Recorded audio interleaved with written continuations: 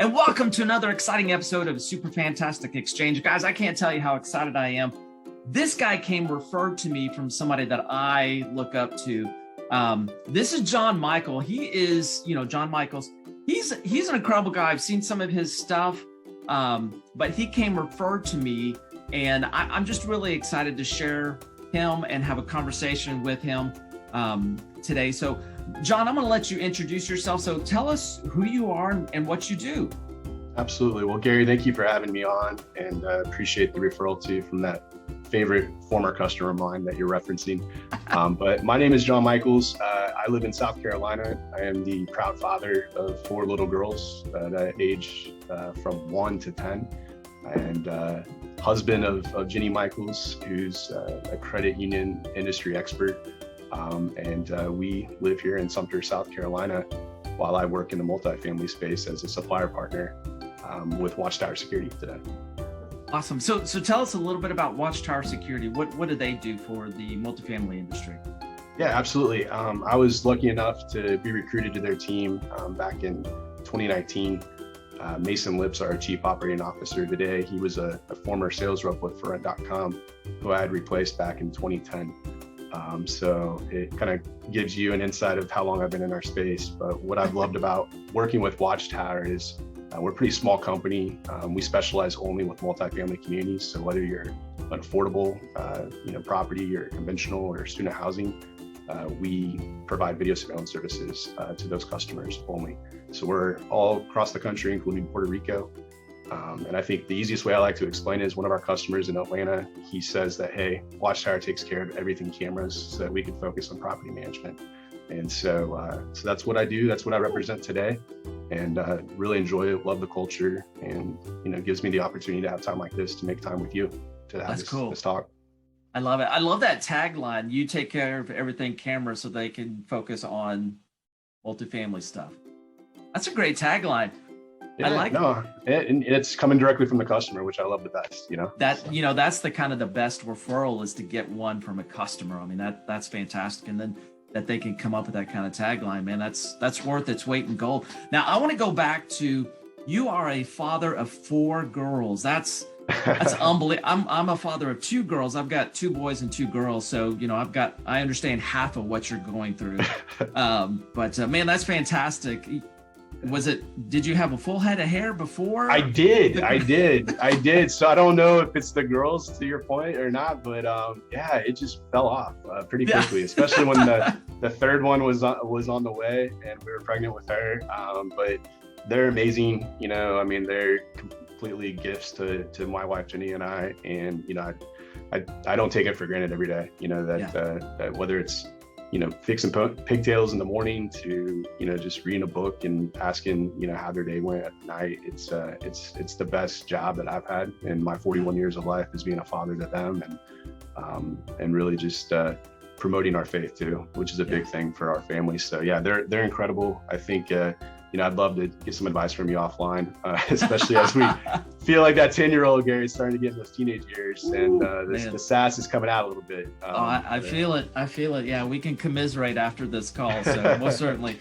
Hey, so that kind of, you mentioned faith a little bit, and I wanted to talk about the things that inspire you, because I feel like from the referral, Jay Draper referred to you and saw you as an incredibly inspiring person. So I wanted to connect with you and find out what inspires you. And the first point that you brought up was setting an alarm for, wait a second, 4 a.m. You set an alarm for 4 a.m. There's a lot of people that are going to bed at 4 a.m., but you're getting up. So tell us, why does that inspire you?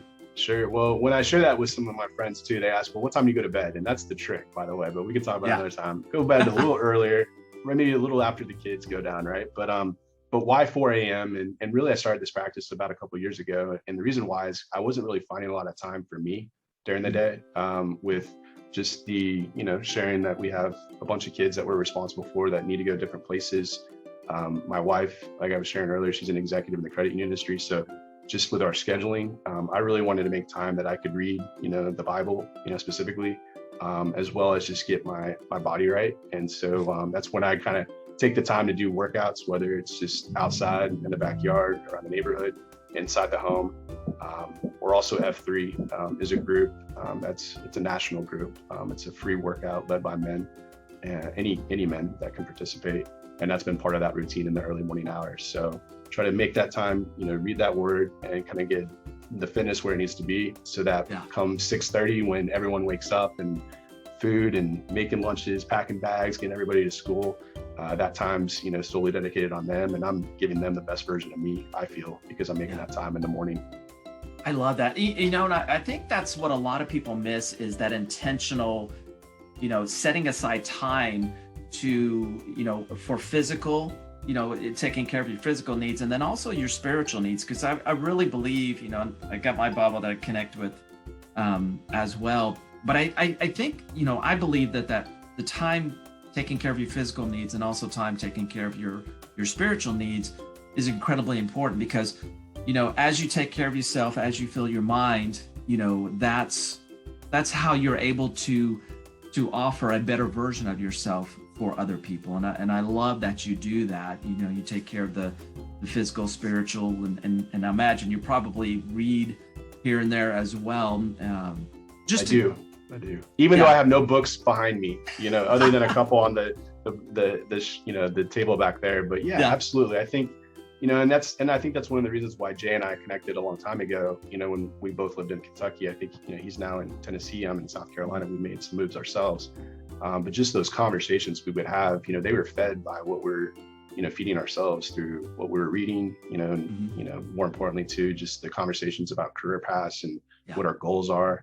And, you can't really have those thoughtful or authentic conversations, in my opinion, if you're not really feeding yourself first, before you're participating. So that's absolutely brilliant. Yeah. If you don't feed yourself kind of an internal development, you can't connect with alignments out there to help them and help you kind of go through that process. So I'm inspired by you doing that intentionally, getting up early and taking care of these things so that you can take care of other people. It's pretty impressive. I appreciate that, but getting to know you too, I would be surprised that you're not doing the same. And I think that's what kind of draws people to each other. And I think I've heard a saying out there, you're only as good as the 5 or 6 people that you surround yourselves on a daily basis. And I think it even extends out, especially with a lot of our just in business today, whether we talk about multifamily housing or not, a lot of us are on video calls like we're doing right now. And, I think that extends out with those people that you're choosing to connect with, whether you can't do it in person, you can do it over video. Right. But that's really key to kind of keep going and again, learning the whole time. I love it. I love your mindset. That is so cool.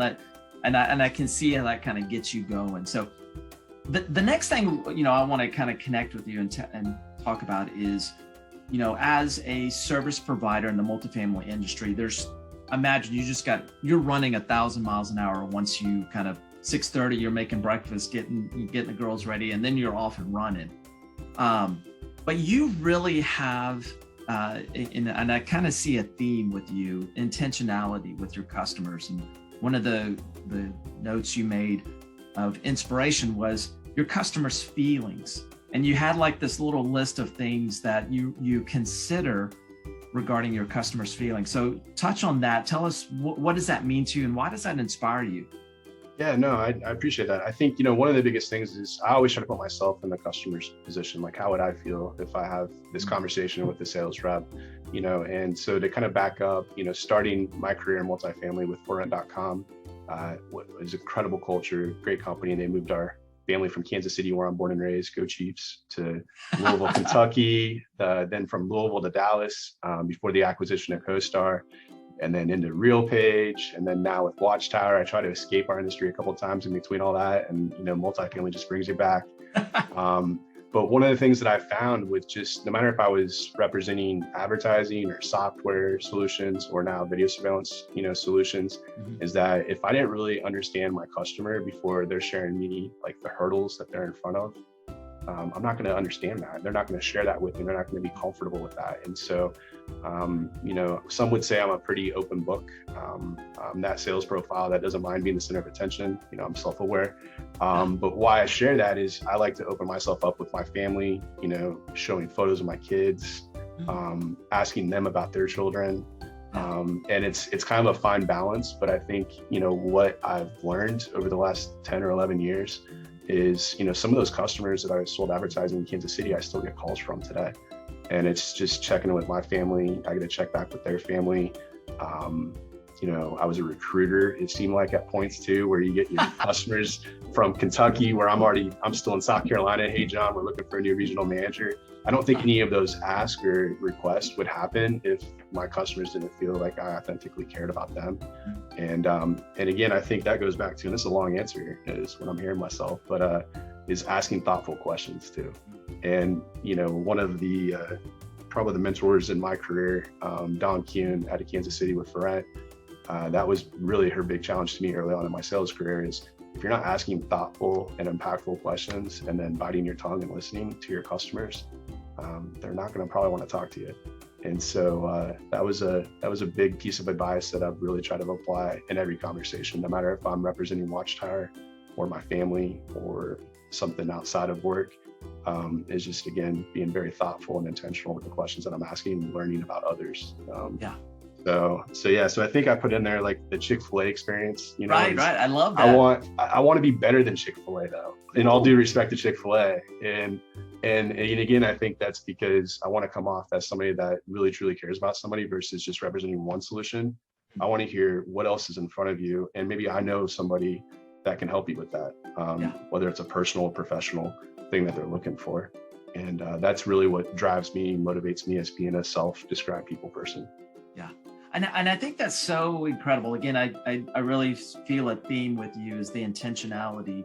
And that goes over into, if you want to call it sales, but, what I see you doing is building relationships, and it goes beyond the product. It goes beyond the platform. It goes beyond what you're doing. It is a relationship building skill that you're intentional with. And, to have people call you from, having that relationship with a different company for things that are outside of your current company that you're working, that speaks volumes of the intentional, thoughtful relationships that you've built over years. And I really believe that's a skill that no matter what you're doing, whether you're a leasing consultant or you're working for a security company or a software platform, that's a skill that is absolutely brilliant. And if you're good at it, which John, you are, that's, to be referred to, from somebody that you haven't worked with in a while, it just speaks volumes. And I think that is incredibly inspiring. No, and I appreciate that. And, I know that we're just now getting to know each other, but that's one thing that I look to kind of learn to help you, know that what you're doing and the coaching and the focus on inspiration, I have a feeling that I'll be staying in touch with you as well over the next, 3 to 5 years. And so yeah, but I think the one thing that I'd like to add to it, if I could, is, behind that, like just really building authentic, relationships with customers is I like when I can walk away from a conversation. And my goal is that they reflect on like, why is that guy so positive? Like, why was he so happy? Why was he so like interested in me and my family and what I'm doing? And to me, that kind of goes back to faith. And I know some of those people that would make me feel that way a long time ago in my career. And I didn't really necessarily have a relationship, with the Lord in that time. And that's my goal now is I want people to feel that way every time that they're interacting with me. And, that's something that, again, goes back to kind of the pressure I put on myself to be that intentional in every conversation or interaction that I'm having. And so, no, I love it. That is so cool. And I'll probably butcher the quote, but, there's something where, it was said, share the gospel and only use words when necessary.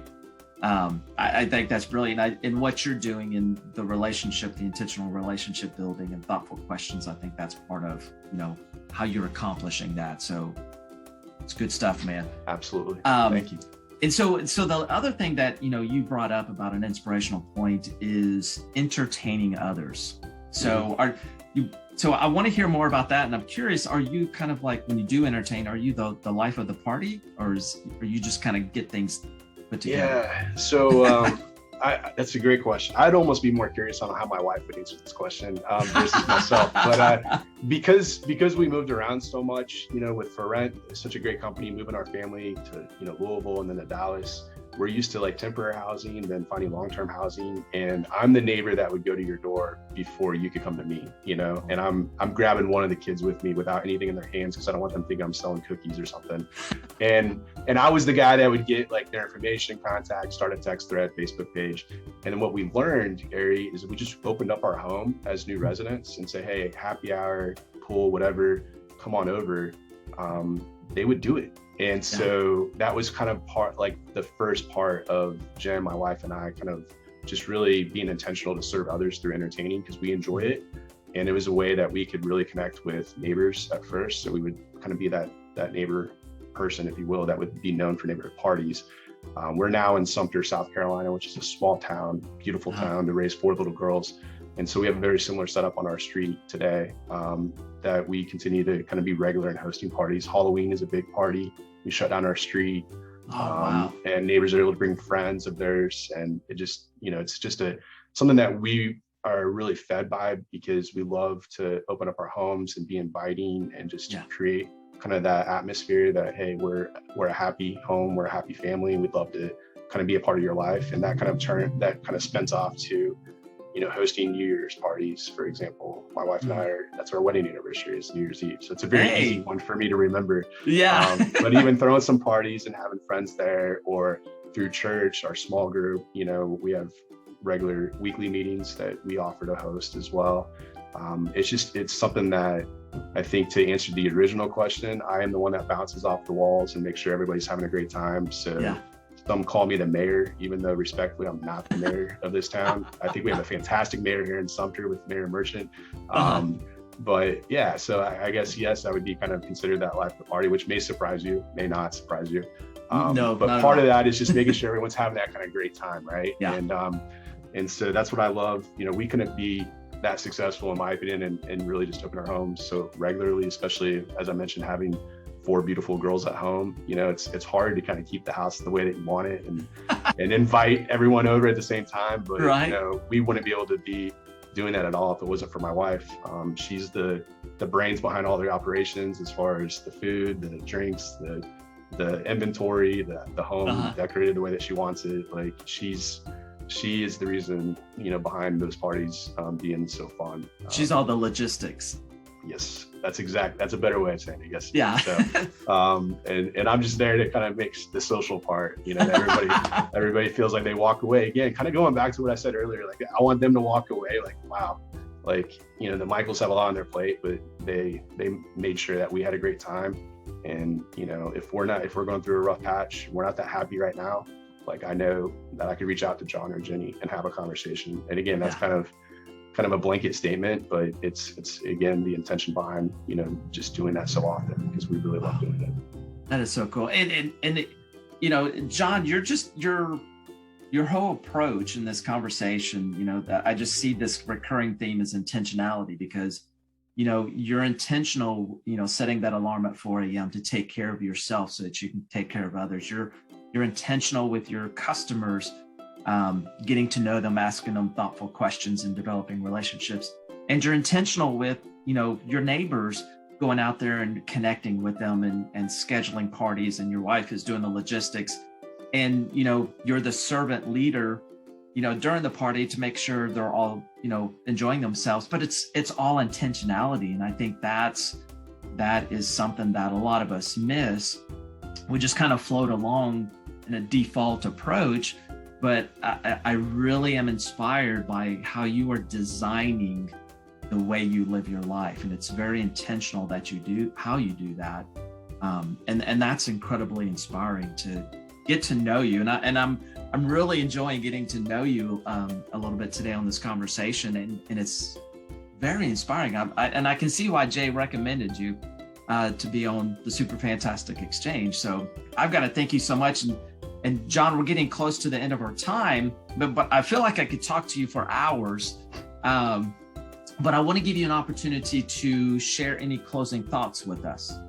Yeah, absolutely. Well, again, I appreciate you and Jay Dre for obviously making the connection between the two of us and having me on your show. I think what I would say is, if there's anything that's I could help, I guess, just based on what I shared in today's conversation with, maybe you want to host those neighborhood parties and you just don't know where to start, or if it's just the routine and how do you get in that habit strength of waking up at 4 a.m. every day, just reach out to me. I think LinkedIn is a great platform that you and I got to know each other a little bit before we got on today's call. So search me on LinkedIn, or shoot Gary an email and he can share that contact info with you. But I love that you're doing this podcast. I love what you're doing, Gary, personally, and just seeing the literature that you're, sitting down. I know I got my 2 books yesterday, so I'm excited to dig into those here in this month of December. And that's it. Again, just, I guess, hopefully if there's anything that I can do to help, reach out to me, please. That's awesome. Guys, you heard it first, man. You've got an alignment with Jon, and he said it earlier, the 5 to 6 people that you surround yourself with, that kind of determines your future. So Jon Michaels can be one of your alignments. So go follow him on LinkedIn. He really is an inspirational guy. And this conversation is just a small glimpse into who he is. And I'm looking forward to staying connected with Jon myself, so that he can be one of my alignments as well. Guys, thank you so much for joining us on the Super Fantastic Exchange. Go follow Jon Michaels on LinkedIn, get connected with him, make him one of your alignments. We'll see you on the next episode of the Super Fantastic Exchange. Thanks, guys.